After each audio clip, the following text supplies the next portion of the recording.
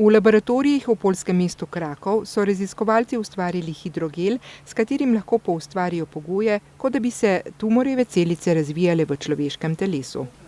Ponieważ my jesteśmy trójwymiarowi i w naszym organizmie nigdzie nie ma płaskich powierzchni plastiku, na których rosną komórki.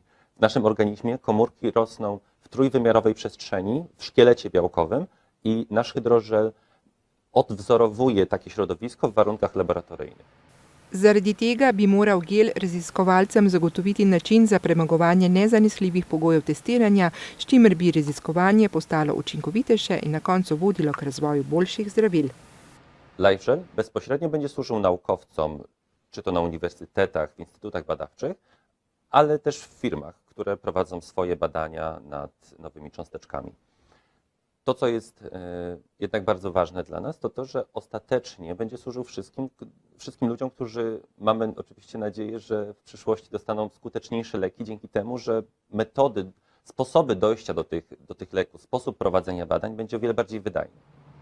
Keržikavski tudi upa, da bodo z uporabo gela na univerzah in na raziskovalnih inštitutih lahko zmanjšali število testiranih živali.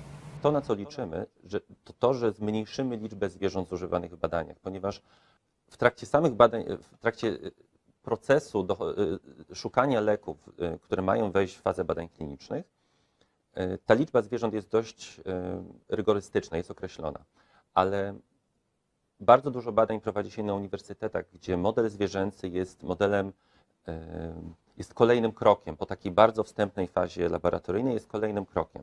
I dużą część tych badań można przeprowadzić na hodowlach trójwymiarowych, uzyskując o wiele bardziej wiarygodne wyniki niż te, które by się uzyskiwało w standardowych, dwuwymiarowych hodowlach na plastiku. I tutaj liczymy na to, że faktycznie mniejsza liczba zwierząt będzie wykorzystywana w badaniu. Prav to, da bi se zmanjšalo število testiranj na živalih in s tem tudi samo število testiranih živali, pa je več kot dobrodošlo. Ne samo v zdravstvu, ampak tudi v kozmetični industriji, kar bi lahko bil naslednji korak.